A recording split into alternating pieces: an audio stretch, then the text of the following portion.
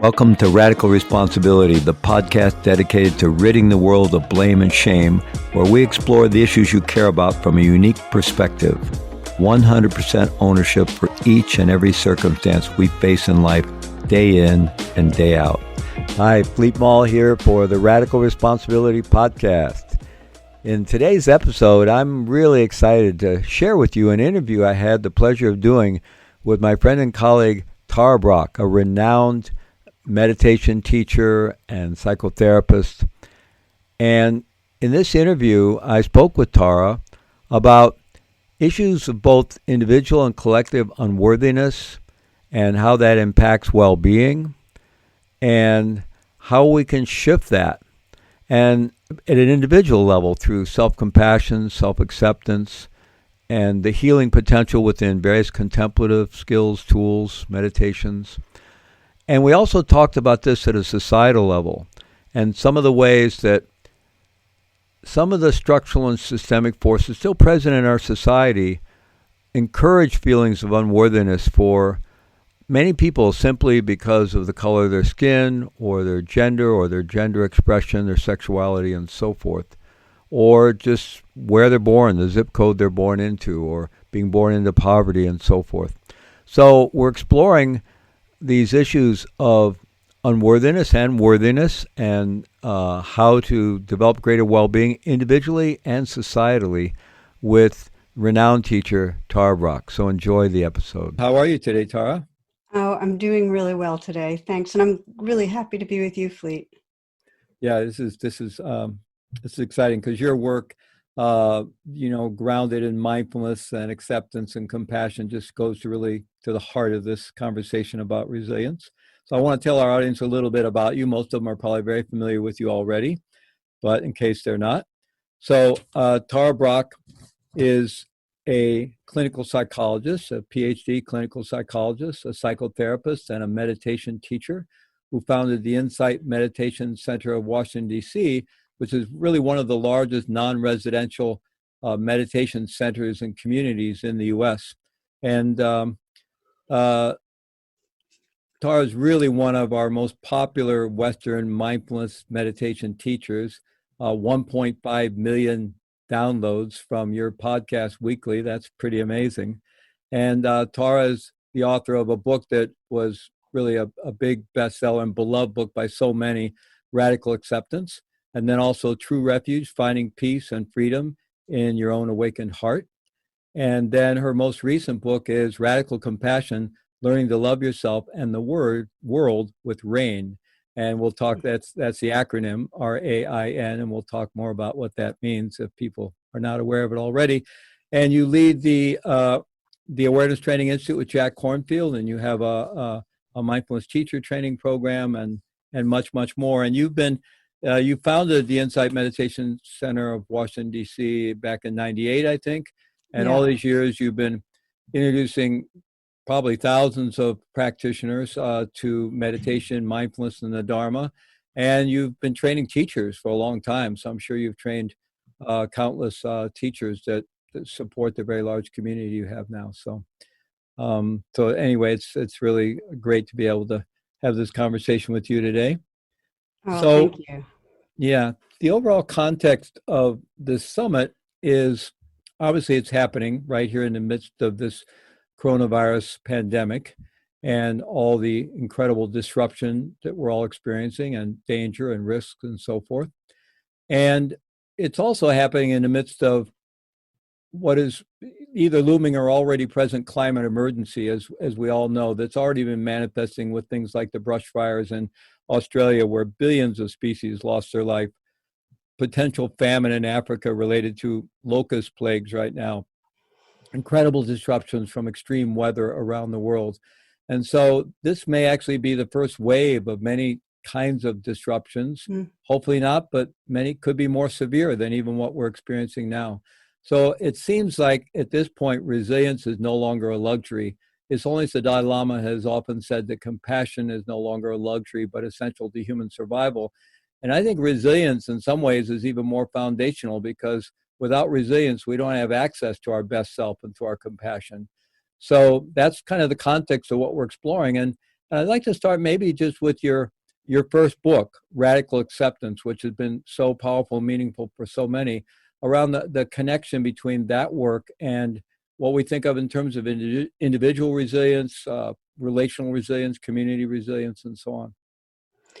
Yeah, well, I love the inquiry. And what we can see in our own lives, and we can certainly see it as a species, is when there's huge disruptions, we can either contract and go into our primitive survival mode, or we actually can adapt. And 10 to 20,000 years ago, the great adaptation of humans was that we expanded our capacity for compassion and collaboration beyond kin.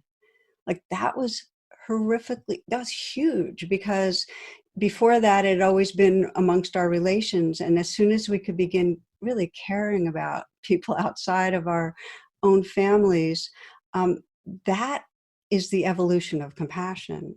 And so what we see with major disasters, natural disasters, is humans, if they're paying attention, actually can wake up. They can wake up their hearts.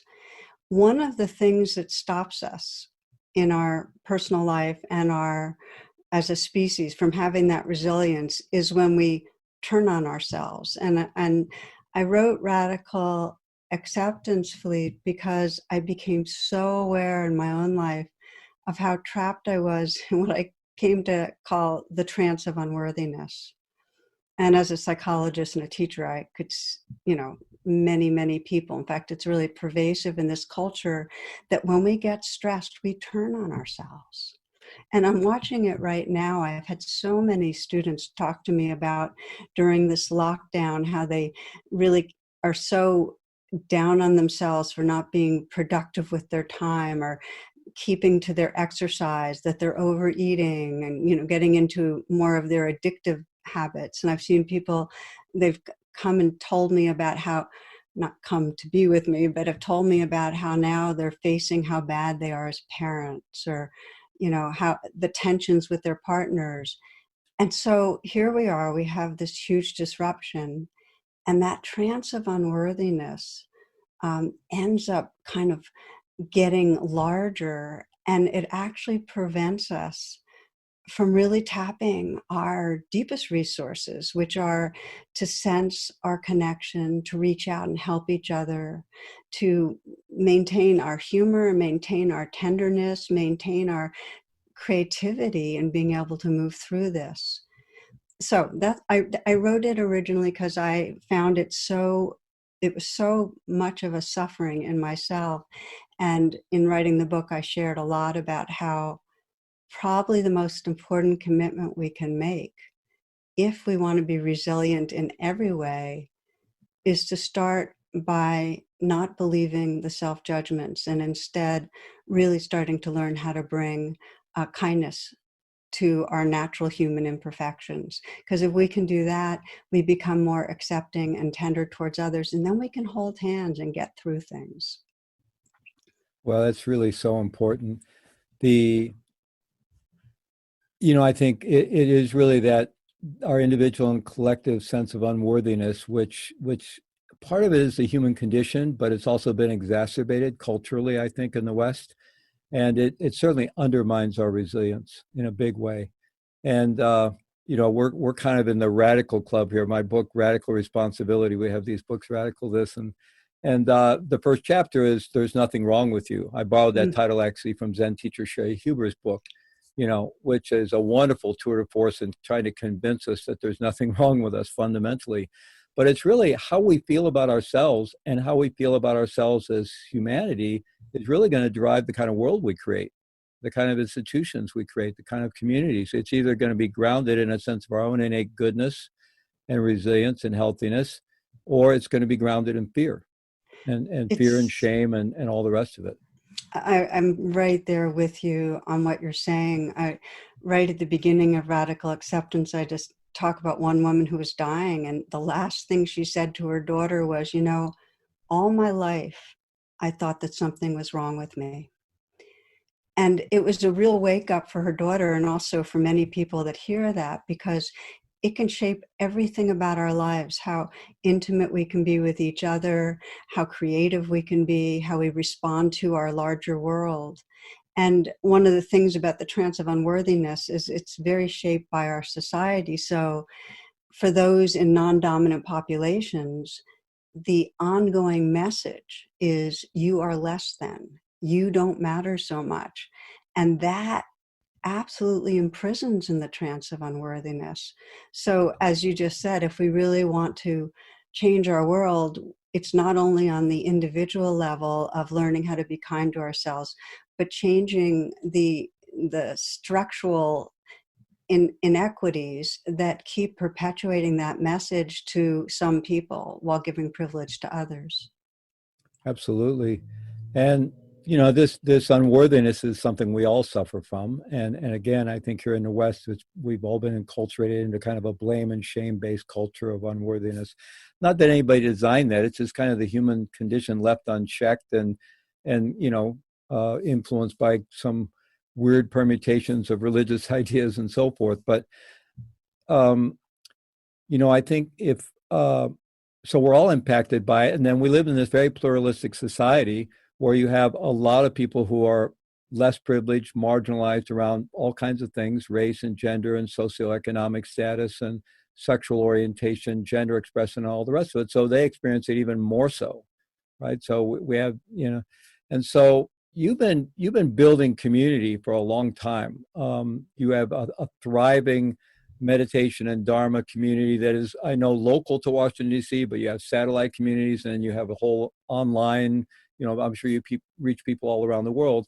So, and I know that you've worked at having that community become more diverse and training teachers of color. I know members of your community and some of the teachers of color in your community. And so I know you've really worked with this. And what is that process like? I would imagine when you started, it was probably a very privileged, mostly all white community, I would suspect. And then you've worked hard to have it become more diverse and had to work with all these different issues that you were referencing there. Well, what's really interesting, Fleet, is we're like every other mainstream, white dominant kind of community here in Washington that has had to start facing what we hadn't seen, how much the power and the assumptions was to go along with white culture. So it's been one mistake after another, but we're gradually learning. And I'm right in the thick of that. And I'm pretty humble about it because I keep having to wake up to what I wasn't seeing. I remember some years ago, my husband and I went on we're on a seaside trip, and we did this swim out to this island, and I just swam with athleticism and grace, and I felt really good, energetic, and it was really easy getting there. But on the way back, it was a struggle, and I was like exhausted by the time I got, back to the shore. And it became a metaphor to me of how I'm not aware of all the currents that are carrying me to make life easier, and how I'm not aware of what others, particularly in the United States, African Americans, are every single day fighting against. And I've had all sorts of wake-ups in the process of trying to work in our community that had to shine the light very uncomfortably on my own not seeing. So part of building community is this willingness to be incredibly uncomfortable and in the mix. And I'll share one example, Fleet, because this one really stands out to me. I was working with a small group of leaders, an interracial group, mixed race, and very small, and we were meeting pretty regularly. And I went on a downward spiral of health over a couple of years, and I started cutting back on everything. And I told the group, I asked the group, could we, shift from meeting, every week, or I don't remember exactly what it was, to every 3 weeks or something like that. And one of the women in the group, a woman of color, was really angry at me for wanting to shift the schedule around, and very seemingly very unsympathetic to my health and so on. And I left that meeting feeling, kind of injured and angry. And I did some inner work with it, and I felt my own feeling of hurt, that I've been hurt by somebody, and I was kind towards myself, and I came to more balance. But I could not get why she hadn't understood. And I talked to another friend, another woman of color, and she said to me, Tara, for you, attending these meetings is optional. But for her, as a woman of color, it's life or death. And then I remembered how she had talked about her grandson who was in jail, and how all these young men being killed in the streets felt like her sons. And I started to get how different the world was for her. And we talked, and she was doing the same inner process. And on a personal level, it deepened our friendship. But then I kept having these recognitions that were really important about me as a white woman, and my assumption that, it didn't occur to me that the group wouldn't want to accommodate me. And the influence I had, both in terms of being in a position of power and a white woman, and just getting sensitive to what I don't see and how it lands on people. So this is all to say, we need to, in our communities, both have affinity groups where we can wake up with those that are like us. So we're free to really look at what's going on and be vulnerable. And we have to, as we are able to then have more informed conversations than in mixed group. But I don't see how any community that wants to really have a sense of wholeness and wakefulness and open-heartedness can sidestep the very hard work of facing the kind of racial dividedness in the United States. I'll speak for the United States, because to be on the spiritual path and not do that means that we're going to still be caught in a very narrow identity that actually will break our own hearts. We can't really feel whole. So I just share that story because I can't pretend in any way to, be past making the mistakes. I make them all the time of not seeing. But I do think it takes that kind of a commitment to just keep looking. Thank you. That really goes to the heart of it, Tara. And we're all in this continual ongoing process. And this pandemic has certainly laid bare many of the inequities that are still present, and the way African Americans in particular are being impacted more severely by the pandemic. And it's related to, various comorbidities that make higher risk with the disease. But all that is based on years and years and years of marginalization and oppression and so forth. And so, we're really having to take a whole nother look at this. In fairness to, in order to somewhat feel good about ourselves as human beings and socially, we have come a long way, but we also have a long, long way to go.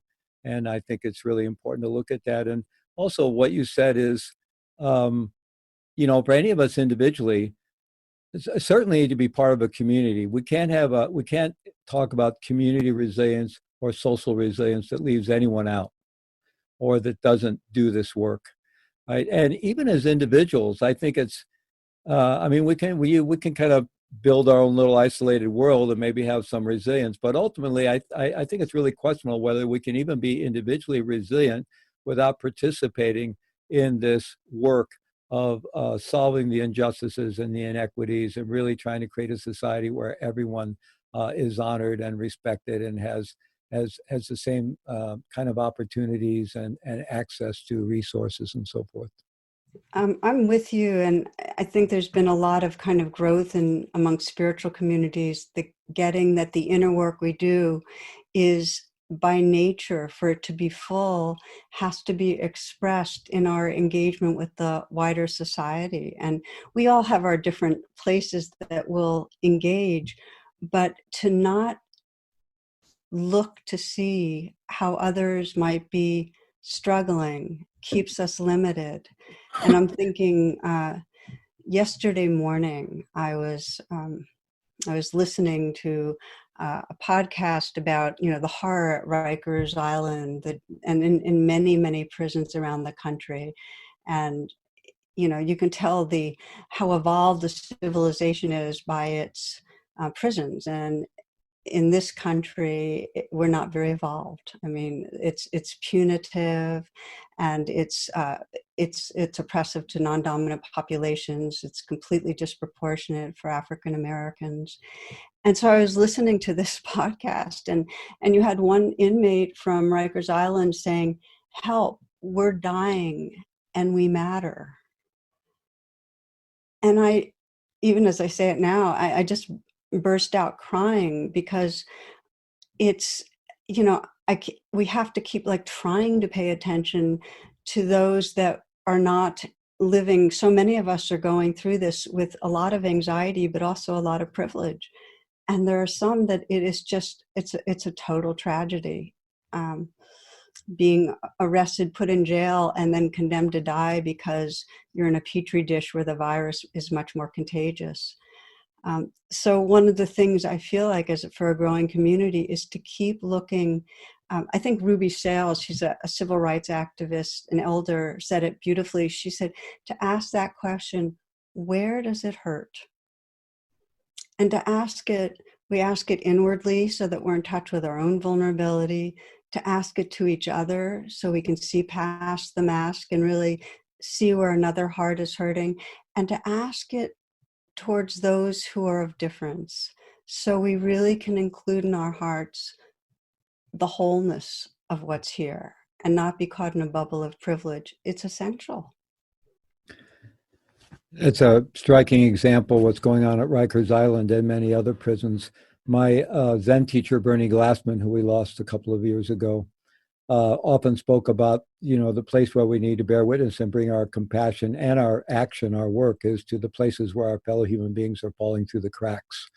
And the cracks have actually been widening in many cases in our country and in recent decades. And I know that your community has been doing wonderful prison work in the Washington, D.C. and Baltimore area for many years. And my organization, Prison Mindfulness Institute, we've been involved with some of your volunteers a bit. And I've actually been in touch with correctional executives all around the country and in Canada. We've been trying to support them to get resources into the prisons, because right now volunteers can't go in, family members can't visit.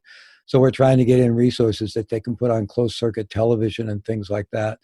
And I've also been working a lot with correctional executives and other first responders, getting resources to the frontline staff to help them, because, there are so many injustices in the system, but the people that work in our criminal justice system are people caught up in the system just like the rest of us. And it's not like you can isolate any of them and say they're the bad one or something like that. In fact, I was on a call with 27 executives from the whole public safety field in Indianapolis and Indiana just a few days ago. Chief of police, sheriff, all the leaders in all the different public safety agencies. And we were going to mindfulness-based resiliency exercises, and they were talking about how they're supporting their staff and the residents and so forth in dealing with all this anxiety and fear around the coronavirus. And also in the midst of that they'd lost an officer to a shooting in a domestic violence call, and how they're working with grief through all of that. And the reason I bring that up is I was quite astounded to see, I go all over the country and in Canada and other places in the realm of criminal justice, and some places, some agencies have not really begun focusing on wellness much yet. But some of them, including this community in Indianapolis, it was quite amazing the knowledge they have and the commitment they had to wellness for their own staff, as well as taking care of those in their charge. That is heartening. Yeah. And I do want to pause here, Fleet, and say really a deep bow, because you've been right in the front lines as a leader in terms of prison work and bringing mindfulness to the prisons for as long as I can remember. So I've really appreciated your leadership. Well, having spent 14 years inside myself, it kind of became choiceless. Understood. It became part of my life. So, So let's talk about, clearly resilience and compassion are very close cousins, if not siblings. And your book, Radical Compassion, uh, addresses that very directly. And you've become incredibly well known for teaching this compassion practice, which I believe is uh, a self-compassion practice, but also can be compassion for others, known by the acronym RAIN. So maybe you could go there and talk about that a little bit. Sure, and thank you for asking. I wrote Radical Compassion really with using the word radical, getting right to the roots of the grounds of what compassion is, that if we're really awake in compassion, we're feeling it as a felt sense tenderness. It's not an idea. We can have an idea of being compassionate towards people somewhere suffering, but unless it's in our bodies and alive, we won't act on it. So real compassion is felt. It's a felt sense, and it's acted on. It's an active. It comes as an active expression of caring, and it's all inclusive. And that's why I wanted to write a book on how do we train towards that, because it's actually the trajectory of our species, and we can cultivate it. And so the RAIN practice is both so that we can open up our compassion towards ourselves. And when we do that, we have a much more inclusive kind of a heart where we can be present with and tender with others. And the way the RAIN practice goes, it's an acronym, as you mentioned, and it's a mix of mindfulness and compassion. And the R is to recognize. So if there's fear coming up, we recognize that fear. And the A is to allow it to be there. The I is to investigate, and it's not a cognitive investigation. That's the mistake people usually make.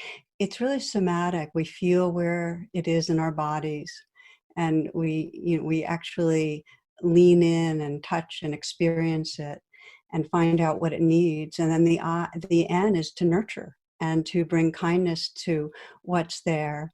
And then after that, we have what's called after the RAIN, which is probably the most central part, because after those steps, we then discover the quality of presence and how things have shifted. And the gift of RAIN is a shift from feeling this separate, fearful self being identified there to really being opening to inhabit a much more spacious field of tenderness. And to maybe give you an example, just a pandemic example with myself, I became really aware of the magnitude about a month ago at the beginning of March, where my daughter-in-law, who's pregnant and also a mother of a 1.5-year-old, is a nurse at a major hospital. And so, the feeling like, oh my gosh, my family, this is high risk. My ex-husband, who's a dear friend, living with them, he moved in because he was in heart failure, just sensing the risk of my family. And then my mind went out to, oh my gosh, all these people I know who could, are going to be financially devastated, that aren't well off. And then I went to, all the people who are vulnerable and thought of those that are stuck in prisons and those in refugee camps. And I got really agitated. I was sitting by the Potomac River meditating, and I was just really fearful. So I started practicing RAIN, and I said, okay, fear. Allowing, the way I allow is I sometimes will just say, this belongs. It's like any wave in the ocean. This is part of the ocean. So let it be there, just to pause and let it be there, which allows a deepening attention. And I investigated it, and usually it's the throat or the chest or the belly where emotion most gets felt. And we have to feel it in our bodies. Our issues are in the tissues, as they say. So I felt this kind of twisting in my chest and, squeezing. And when I'm investigating, I put my hand wherever I'm feeling it, both because it helps keep the attention there. We tend to run away from vulnerability, so it keeps the attention there. It's also the beginning of nurturing, and any moment you can bring in some tenderness and gentleness, it helps. And I kind of asked that part, what did it most need? And it really needed to feel belonging to a larger loving universe, just to feel safe, And so then for nurturing, I just imagined a larger universe of light and love and warmth, just kind of bathing this place, and really coach myself to let it in, just let it in, feel it in the spaces between the cells, And so I just felt this incredible washing through of loving presence. And I went and let it go right to the epicenter, right to the epicenter, feeling that sense of, being held and washed through. And then in after the rain, what I noticed was, rather than being a scared, separate self, there's just a sense of heart space, really inclusive heart space. And the fear was there, but it wasn't my fear. It was the world's fear. And what I keep finding over and over is every time I do rain, every time I bring presence to the fear, if I am willing to stay with it, and that takes some real commitment, gradually there's this opening to being the heart space that's holding the world's fear. And the interesting thing about rain is, the more you do it, whatever you practice grows stronger. It doesn't take that long. You can do a light rain. One woman who lives locally, her son was positive for the virus, and she got a lot of fear around her family getting it and so on, other members of her family. And he was okay, and it seemed like they were okay, but just had a lot of anticipatory fear. And she was practicing rain, and she'd recognize it and let it be there, the fear. And she'd investigate and find it, for her, just feeling that tightness. And her nurturing was to say, thank you for trying to protect me. We're okay right now. And it's such a profound message, because fear is nature's protector. And to find our way back to resilience, we need to honor the different emotions that come up in us. And they all have an intelligence. If we get swept away by them, possessed by them, then we'll struggle. Then we'll lose any access to resilience, and we'll go right into fight, flight, freeze. But a practice like rain allows us to include the waves, but remember we're the ocean. It gives us a pathway back to that larger space of presence. And that's the very source of our resilience. From that place, we can respond with our full intelligence and with our full care. And we can bring that to others. It widens out naturally, that we can be then present and resilient with others. So I just thought I'd share a little bit of just some stories to give you a sense of how for waking up resilience, we can bring rain to our inner life and then start holding others with it. This is just such a wonderful pathway. I think many of us recognize the need to be more self-compassionate, but then how do you do it, right? And to have Exactly. such the way you teach it, it's such a wonderful, very doable, simple pathway into self-compassion and greater resilience. And I like what you said about, making that shift from the kind of scared, separate self into that heart space, right? And, I think in some ways you could say, at least my understanding with compassion and in the Dharma traditions and other contemplative Asian tradition, it's not so much a value. Like in our Western society, compassion is a good thing. It's a value. There's nothing wrong with that. Be compassionate. But it's actually the experience of less self and more other, more access to other, right? It's a recognition of our interconnectedness, our interdependence and non-separateness. And then compassion arises quite naturally. And that heart space, the bigger it grows, it can not only hold our own fear and suffering, it can begin to hold the fear of the world, as you said. So this is just such a beautiful pathway. What you just said, Fleet, is there's so much truth in it, that we're not trying to cultivate something that's different or more, or some alternative state. It's actually our nature. And when we are fully present, we sense we belong to each other. So naturally we care and live out of caring. And there's a palliative caregiver that has kind of sat with thousands of people when they're dying. And she says that the greatest regret of the dying is, I didn't live true to myself. I lived according to expectations or judgments or reactivity, but I didn't live true. And to me, when I heard that, it was not just the dying. I feel like a lot of us, when we're suffering, we feel like we're not living true to our heart.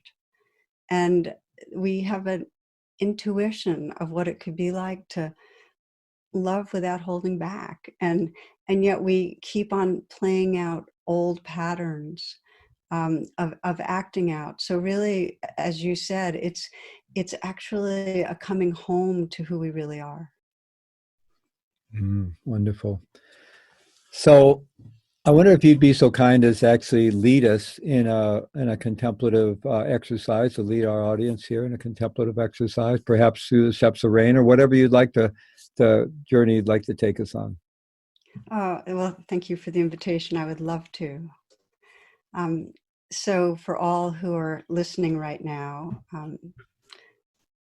take these moments to sit in whatever way is most comfortable. And close your eyes and allow yourself to come into stillness. Just invite yourself to arrive right here. And you might take a few long, deep breaths to collect your attention. Inhaling deeply, filling the chest and the lungs. And a slow out breath, so you can actually feel the releasing and the letting go with the out breath. And again, inhaling deeply, filling the chest and lungs. And a slow out breath again, letting go, letting go, letting go. Then allowing the breath to resume in its natural rhythm. Just sense the quality of presence that's here.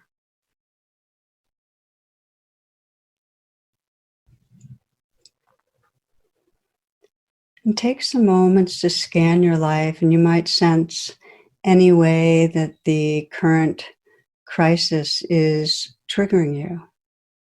Any way that in these recent days or today you've felt caught in fear or anger, or maybe there's some relational discord and there's hurt,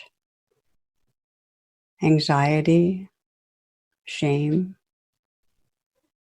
So just taking a moment, sensing it may be fear about your own health or concerns for someone you love, maybe some anxiety around work, money, relationship. Not to pick something that's traumatizing, because that won't serve you so well for a short exercise.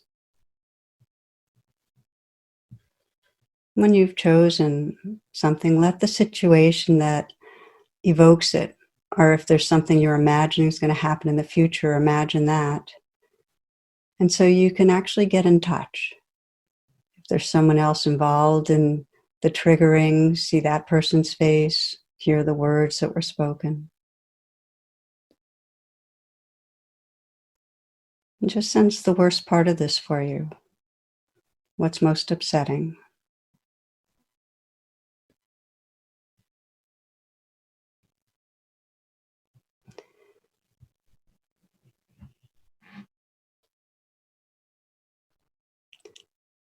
The R of rain, recognize. It's just to name, perhaps mentally whisper, whatever's predominant, whatever emotion is strongest. It might be fear or worry, anger, sadness, grief. And if there's a few different emotions, just sense what most wants your attention right now.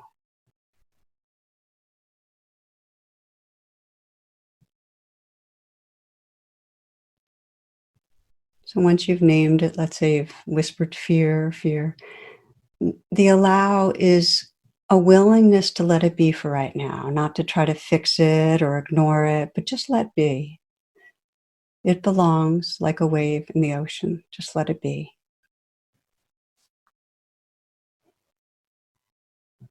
And the I, investigate. You might feel into your body, throat, chest, belly. And as you sense the worst part of this situation, what you're most afraid of, what's most upsetting, what you're believing bad could happen,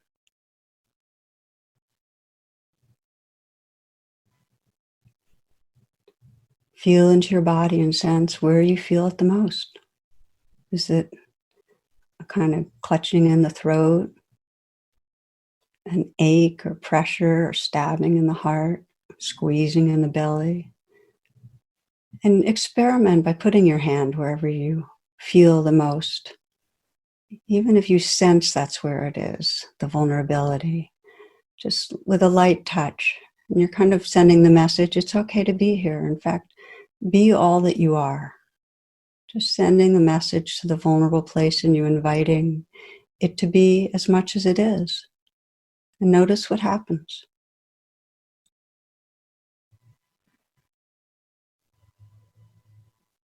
What does it feel like? What the actual feelings? You can breathe with what's there if it's difficult. It's keeping the attention. Sensing when you're believing something bad's going to happen. You might sense what you're believing. What goes on in your body? And can you contact that? You might even let your facial expression show what you're feeling. Just experiment with that, even your body posture. So you're really in touch with the vulnerability. You might ask, well, what does this place most need? How does it want me to be with it? Does it need love? Acceptance? Forgiveness? To feel it's belonging to something larger?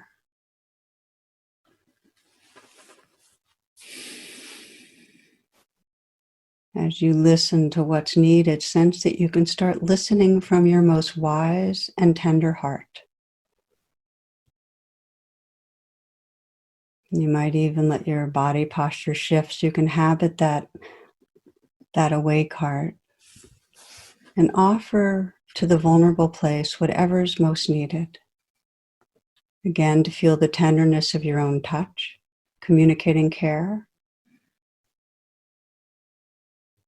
What message does this place most need to hear and remember right now? It may be simply, thank you for trying to protect me. Maybe it's I'm here and I'm not leaving. Or I care about you. It's okay. And if it's hard to offer yourself a message, you might imagine it coming from some larger source of loving, perhaps from someone that you trust and love, friend, grandparent, maybe your dog, maybe the natural world, Gaia, Earth, maybe the Earth Goddess, maybe Kuan Yin, Dalai Lama, the Buddha. Sense maybe formless awareness, that love and light in the universe.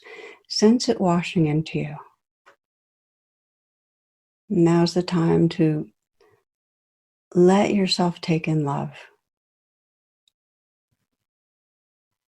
Imagine and sense the tenderness and care, the loving message, energetically bathing you right where the vulnerability is.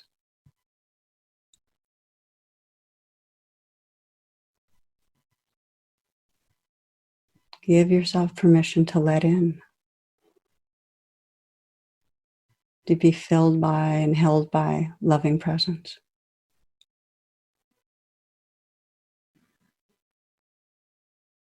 To truly sense this, the waves of fears held, cradled by the ocean of tenderness.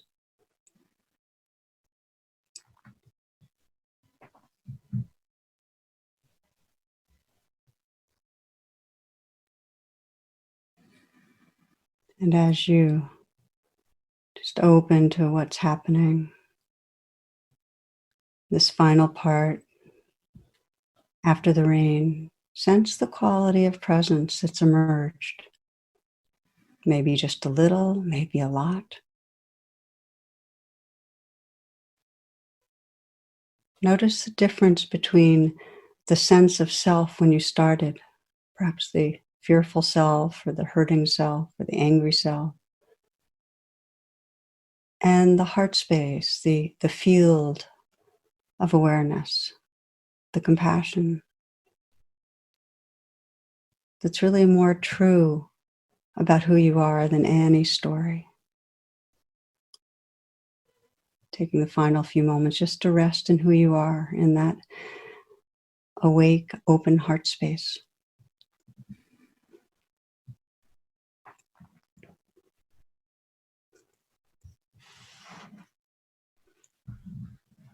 And as we close, to sense how that heart space includes all others, all those who may be listening right now, all those who are suffering. And we hold the earth, our mother, in our lap, and all beings in this awake heart space. That was wonderful.